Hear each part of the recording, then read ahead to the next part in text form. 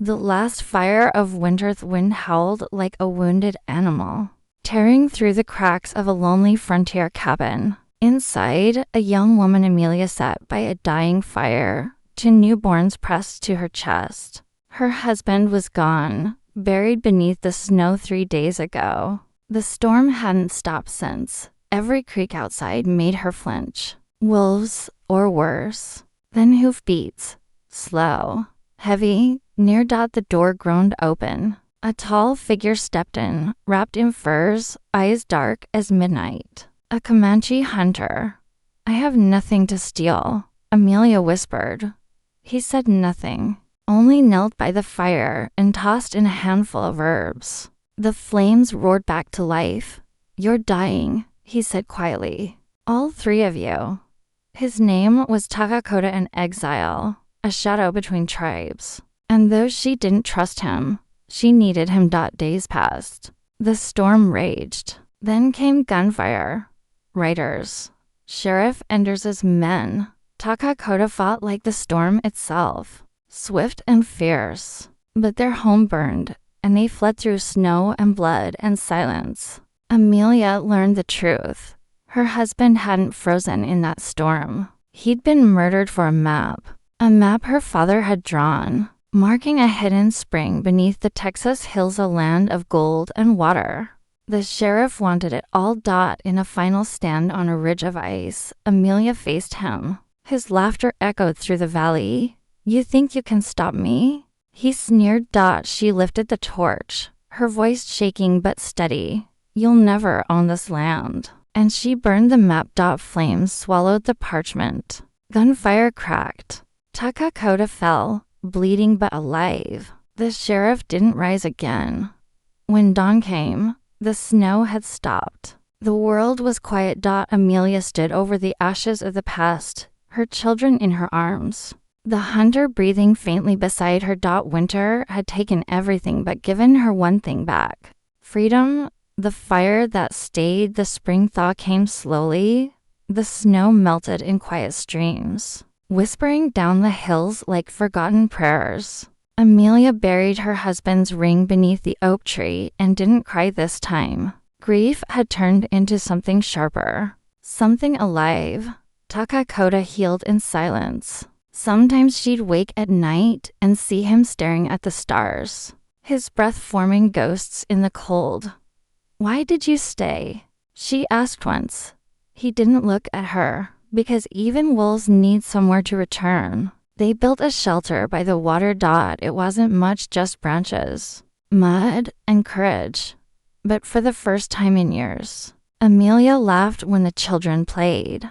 Yet, peace on the frontier never lasted long. Whispers of the burned map spread fast. Men rode through the valley again, men with greed instead of God in their hearts. One evening, smoke rose from the southern ridge. Takakota stiffened. "They're coming," he said. Amelia reached for her rifle. Her hands didn't shake this time. The woman who once begged the wind for mercy now stood like a storm herself. When the riders arrived, they found no fear, only firelight, and 2 steady silhouettes waiting by the river. Takakota spoke first. "This land doesn't belong to you," their leader sneered. "It doesn't belong to you either." Amelia stepped forward, her voice calm but full of thunder. "It belongs to no one. That's why it's sacred." The fight was fast, brutal, and wordless. When it was done, the valley fell silent again, its earth darker, its air clearer, and from that silence, life returned. That night, as the moon rose, Amelia whispered to the sleeping children, "One day, you'll hear stories about monsters and heroes, but remember, sometimes they're the same person." Takakota smiled faintly in the shadows. "You've become the fire you were trying to keep alive," he said. She looked into the flames, eyes reflecting their light. "No," she whispered. "I just learned to stop being afraid of the dark." The valley remembers the years passed quietly. The valley healed the way people do. slowly. With scars. Grass grew through ash. Rivers remembered their paths. And somewhere in the rhythm of the wind, Amelia began to remember herself. The children grew wild and strong. They learned the names of stars before the names of kings. Takakota taught them how to move through the forest without breaking silence, how to listen before speaking, how to read the story written in the wings of birds. At night, when the fire burned low, Amelia told them about their father, not the way he died, but the way he lived. With calloused hands and a stubborn kind of love. She never said his name with sorrow again, only gratitude. Sometimes, Takakota would watch her from across the fire. There was something unspoken between them. Not romance, but recognition. Two souls that had survived the same storm. Do you ever think about leaving? She asked him once. He smiled faintly. The land doesn't belong to us, Amelia. But we belong to it. She nodded. Because she understood. Home wasn't a place you found. It was something that finally stopped running inside you. When the army came years later, they didn't find gold or water. They found a valley where no one bowed, where no one begged, a place guarded not by walls, but by stories. The soldiers left empty-handed, but the legend stayed. By then, Takakota's hair had silvered like the frost on winter grass. One evening, he asked Amelia to walk with him to the old ridge, the same ridge where she'd burned the map long ago. They stood side by side in silence, the sky bleeding into twilight. Do you regret it? He asked. She smiled softly. No. If I hadn't burned that map, I never would have found this. He looked at her, confused. This? She touched her chest. Peace. That night, when she returned alone, the wind carried something different, a whisper through the pines. Like the valley itself was saying goodbye. Amelia sat by the fire and closed her eyes. For the first time, she wasn't afraid of losing anything, because she finally understood. Nothing truly dies in a place that remembers love. The daughter and the dust. The valley never forgot her name. Even when the river dried again, even when the hills turned to dust, the wind still whispered Amelia. Years passed. Seasons folded over each other like worn pages. Her children grew, fierce, beautiful, and restless. They carried her spirit the way fire carries its spark. But it was the daughter, Elara, who stayed. She looked like her mother, but her eyes held something older. Something that had watched generations live and fall and rise again. Elara tended the same earth her mother had healed. Every spring, she planted herbs by the riverbank, and every winter, she watched the frost take them away. She learned not to weep for what didn't last. Because her mother once said, nothing real ever leaves you. It just changes its name. And so, when strangers began coming again, new sellers with iron eyes and empty prayers, Elara didn't run. She stood in the center of the valley, barehanded, barefoot, a woman who'd grown roots instead of fear. One day, a young soldier rode through the canyon. He was kind-eyed, but lost. He asked her, "Is this the valley they call the Ghost's Rest?" She smiled. "No, it's the valley where people remember how to live." The soldier stayed the night by her fire. He listened as she spoke of storms and blood, of a man who once laid down his gun and became human again.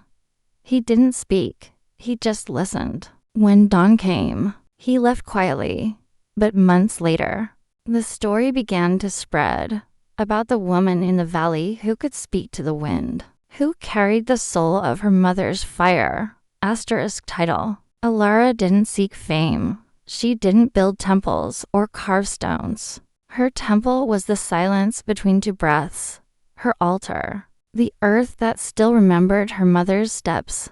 Every night, she lit a single flame by the river.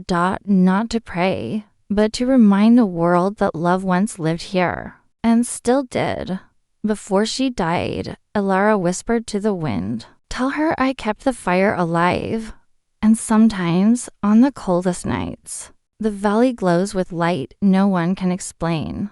A soft, golden fire, dancing where no hands remain. Some say it's the spirits of the ones who loved too deeply to fade. Others say it's just wind through the canyon. But the old ones know better. They say it's the echo of a woman's heart still burning in the valley that made her human. The wind carries her name. They say if you ride far enough west, past the towns that forgot mercy, past the mines that swallowed men whole, you'll find a valley where the wind speaks in a woman's voice. No one agrees on her name. Some call her Amelia, others call her the ghost of the river. But those who've heard her whisper say it sounds less like death and more like a lullaby for the living. The story changes with every tongue that tells it. In one version, she was a seller's widow who defied soldiers and storms. In another, she was half spirit, half flame, a guardian who burned a map so no man could ever own what was sacred. But in every version, she loved fiercely, quietly, eternally. And that, they say, is why the valley still breathes. Travelers speak of strange things there, fires that flicker in places no one stands, the scent of sage and smoke with no source, footprints that appear beside yours in the sand, as if someone walks with you, unseen, but near. The old cowhands tell each other not to sleep under the stars there, because she watches, they say. She protects, but the younger ones, the dreamers, the lost, they stay on purpose. They bring their wounds, their silence, their aching hearts, and in the stillness of night, they swear they hear her voice. Lay it down. The past, the guilt. You can't carry both the wound and the weapon. No one knows how old the story truly is. Maybe it began as a whisper between survivors. Maybe it's just the wind remembering. But every few decades, someone comes out of that valley changed, quieter, steadier, with eyes that seem to have seen both life and eternity. They never say what happened there. They just smile, touch their chest, and say, "She's real." And so the legend endures, not as a warning, but as a promise that somewhere between grief and grace, a woman once stood against the world and turned her pain into light, and that light never went out. The ones who still hear her time moved on. The old towns vanished into dust and glass, and the railroads turned to highways. Yet somewhere in the noise of the new world, the hum of cities, the static of screens, the echo of lives rushing nowhere, her voice still lingers. It's faint, but real. You can hear it in the quiet moments between chaos, in the sigh of a woman standing at her window after midnight, in the breath of a mother who refuses to give up, in the silence of a girl who finally says, "Enough." They don't know her name, but something in them remembers her fire, the same strength that carried Amelia through storms lies in their blood. It hums beneath their ribsaviri. Time the world tells them to stay small and they rise. Anyway. Every time they're told to be quietened, they choose to speak. Every time they're left behind and they walk forward. Alone, they walk with her. Somewhere, deep in their DNA, there's a memory that isn't theirs. A memory of standing in the wind, eyes open, heartbroken, but unafraid. It's not just a story anymore. It's an inheritance. And every woman who refuses to be silenced adds another verse to her legend. They carry her in different ways. One paints her pain into art. Another turns it into a song. A third writes it into words she'll never publish. And thousands more, they live it quietly, not in grand gestures or famous names, but in the way they survive without bitterness, in the way they love again without losing themselves, in the way they keep choosing light, when they fall, they hear her again. The whisper through the bones of the earth. Don't let them teach you to forget who you are. And somehow, that's enough to rise again. The world has changed, but the essence of her remains. In every woman who turns her pain into power, Amelia lives. Not as a ghost, but as a truth too wild to be erased. There's a saying now among the ones who know. She didn't die. She multiplied. And maybe that's the secret all along. That the fire of one soul, once freed, can ignite 1,000 more. The fire that never dies. They say every story ends. But some don't. Some stories breathe quietly, endlessly, like embers that refuse to go. Cold. Amelia's story is one of those. She was not meant to be remembered as a tragedy. She was meant to be remembered as truth, a reminder that every woman who has ever been broken was not destroyed, only transformed, because the fire that once burned her down became the same fire that lights the path for others. And that's what legends really are. Ordinary souls who refused to surrender. They loved, they lost, they bled, but they kept their hearts open.